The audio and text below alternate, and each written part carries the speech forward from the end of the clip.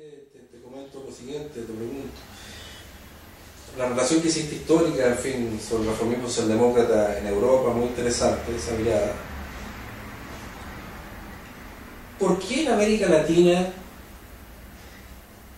no se produce, digamos, un caldo de cultivo, una masa crítica, una formación en general de una propuesta socialdemócrata? O sea, ¿por qué es importante dar a conocer también tu visión en esto? ¿Por qué tenemos que, como América Latina, siempre tener esa palabra que es tan jabonosa, que es tan estudiada, que es tan desde Ernesto Laclau, qué sé yo, su formación más así compleja y políticamente también compleja, hasta distintas hipótesis y escuelas de estudio, que es este complejo fenómeno del populismo, ¿verdad? ¿Por qué América Latina, en administrar las esperanzas, ¿no es cierto?, un continente perdido, también de mucha desigualdad, muchas deudas, finalmente, en vez de plantearse reformas sociales concretas, ¿no es cierto?, plantearse un camino realista de cambio, caemos, ¿no es cierto?, sistemáticamente en el populismo y no en la socialdemocracia, si te lo pongo así de manera binaria? Claro. Yo me he dedicado bastante a reflexionar sobre esto que tú planteas y claro, tenemos un eslabón perdido, porque tenemos esto tiene que ver con algo que tú señalaste. Tiene que ver con la estructura económica de América Latina, su sistema productivo, esta desigualdad tan temprana de América Latina. También una suerte de ausencia de una masa obrera fuerte, con tradición de lucha mutual, reformadora, etcétera. Y estoy hablando de América Latina en general, porque en eso Chile está un poquito corrido. Siempre la pregunta, claro, que siempre dice el que Chile no... Claro, está un poquito corrido. Pero en América Latina es bastante fuerte. Y de otra parte, por la ausencia de una burguesía democrática. La socialdemocracia requiere tanto un sector trabajador democrático como una burguesía democrática. La socialdemocracia de la sociedad industrial, la socialdemocracia de la era de la información es distinta, pero para nacer en la era industrial necesitamos, y ninguno de esos dos elementos existe. Si tú lo ves, existe con mucha fragilidad en la historia, casi como en clave de pronto. Y entonces lo que tiende a nacer, fíjate todo el proceso de modernización, cuando se transforman en sociedades modernas que se acercan a la industrialización, se hace a través del populismo. Segundo, se hace a través del Estado. Tercero, los partidos que son inclusivos en América Latina. Si tú ves el MNRS en Bolivia, era un partido con una inspiración popular nacional, decimos nosotros, que tenía una mirada más parecida al fascismo de pronto. Esto que digo es una brutalidad, pero Perón se llamaba Perone, y su formación política la tuvo como agregado militar en Italia, como Mussolini. Entonces, el Estado Nuevo de Brasil. Bueno, y así suma y sigue el APRA, en fin, todo tiene una conformación que no tiene que ver con la tradición social demócrata. Y en los partidos donde existió un movimiento obrero ligado al marxismo, predominó la tendencia comunista, que es el caso de Uruguay y de Chile. De Uruguay y de Chile. En otros se jodieron todos, digamos, claro, como en Argentina. El peronismo arrasó. Entonces tú tienes una situación donde esta tradición tiene poca fuerza. Entonces la idea de reforma correspondió siempre a sectores que no vienen de esta tradición.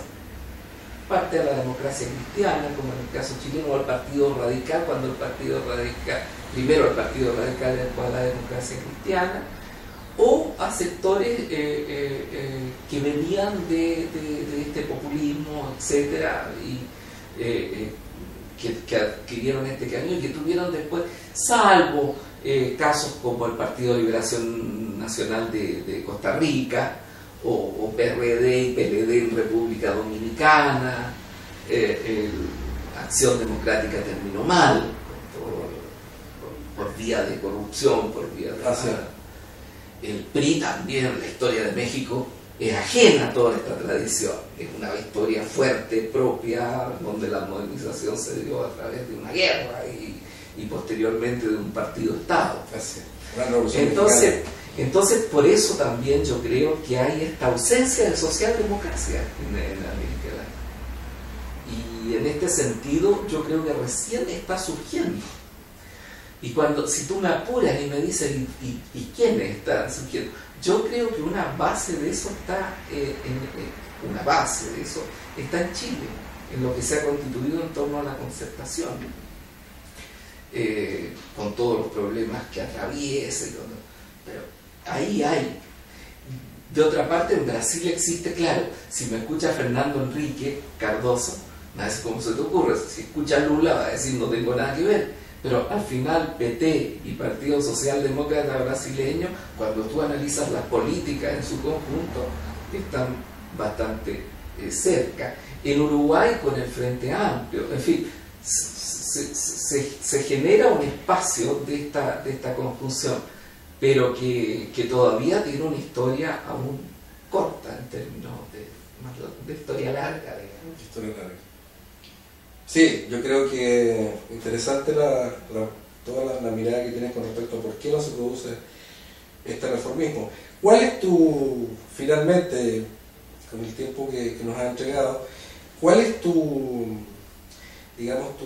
pronóstico, tu prognosis con respecto al movido año político que se viene? Ya está un poquito, digamos, en ciernes, pero claramente hacia fin de año, comienzo del próximo, de marzo. ¿Cuál crees tú que un ejercicio ingenieril, si tú quieres, ¿no es cierto? Yo tampoco no soy de ley política, tú tampoco, digo, entraste, saliste, digamos, claro, viejo Ferneto. Entonces, claro. ¿Cuál es como tu pronóstico? Así como así, pucha, me encantaría que se produjera esto, lo otro, ojalá que no caigamos en esto, lo otro, o sea, entre hechos y realidades, digamos, entre deseos y realidades. ¿Cuál crees tú que viene a la mano? Si tú nombraste a Enzo, es interesante porque todo este pensamiento que hemos discutido, yo tuve la suerte de convivir mucho con Enzo en CEPAL, y de toda esa tradición de personas, ¿no? Porque eran personas, al final intelectuales, Fernando Fancilte, que ellos son muy padres de todo este pensamiento. Gracias. Ellos discutían bastante lejos del debate, claro. Pero a la vez eran hombres preocupados de lo público, y su vida estuvo siempre ligada. Y los maestros, Medina Echeverría, etcétera, que fueron socialdemócratas a van la letra en Chile, ¿no? Respecto a esto. Pero tú me llevas a lo del próximo año. Mira, yo creo que finalmente lo que yo veo es que finalmente vamos a tener una situación donde todavía esta estructura política en Chile es la que se va a enfrentar el próximo. Va a haber finalmente un candidato de la concertación o de la oposición, la gente discute tanto de los nombres, digamos, pero del centro izquierdo, con una candidatura fuerte, sí. Llamado a voces a Michelle Bachelet, porque hay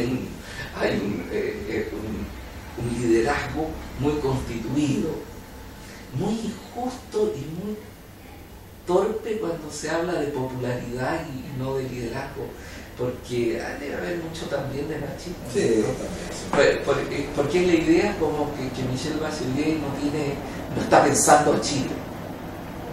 Yo creo que ella siente esto, que ella debe estar pensando en Chile y que ella debe tener una propuesta, porque es una posibilidad la que tenga esta responsabilidad, sin duda. Entonces, a mí me da un poco de risa cuando todos andan haciendo programas, como si hubiera que hacerle los programas. Claro, se pueden hacer muchas propuestas, se tendrán que recoger, pero finalmente quien asuma la responsabilidad y quien está mandatada por la gente es quien va a tener que poner las metas y las fronteras. Así es. Y de otra parte, yo creo que va a haber una candidatura de derecha, que creo que va a tender a ser la más bien la que pueda sacar más votos del centro y sea más apolítica que una fuertemente, porque si la derecha habla en lenguaje político se reduce inmediatamente. Entonces ya no será la promesa del empresario eficiente, quizás será la promesa del ejecutor buena persona, algo así, pero va a ser algo, no va a ser un pensamiento conservador sólido, creo yo. ¿Tú no crees que hay una especie de lenta bombita de tiempo a propósito de la deslegitimación del sistema político de todas luces, y que eso nos puede dar un espacio peligroso, el surgimiento del populismo? Porque tú me dices el próximo año, yo creo que el próximo año, y fui muy cuidadoso en eso, decirte, yo creo que el próximo año la estructura se mantiene, se va a mantener, porque están los personajes, porque la situación es esa. El peligro de fragmentación es fuerte. Si no hay un cambio del sistema político y si los partidos políticos no se dan cuenta que esto cambió, mira, pero es que esto no es Chile. Mira lo que está pasando en Argentina con el sistema político, el partido es casi desaparecido, el peronismo es todo y nada. Mira los casos de corrupción que han estado surgiendo, en fin. En Italia, estuve hace poco en Italia, el partido de Berlusconi, pero una cosa más allá en el sistema político, han surgido los partidos antipolítica, que es puro populismo, no es que tengan rasgos populistas, puro populismo, y en algunos casos el populismo con xenofobia y con cosas horrendas, como el caso de Grecia, donde hay un partido nazi, no un partido pero nazi, hay un partido nazi. Entonces, aquí puede salir para cualquier lado, puede ser más de izquierda, más de derecha, pero no tiene nada que ver ni con la democracia, ni con la tradición de una izquierda que va acompañada de la libertad, de la democracia, de las reglas del juego, etc.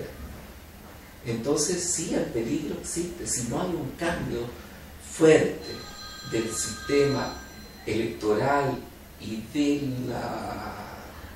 de los partidos políticos, yo creo que se nos viene en peligro fuerte. Yo creo que esos peligros existen.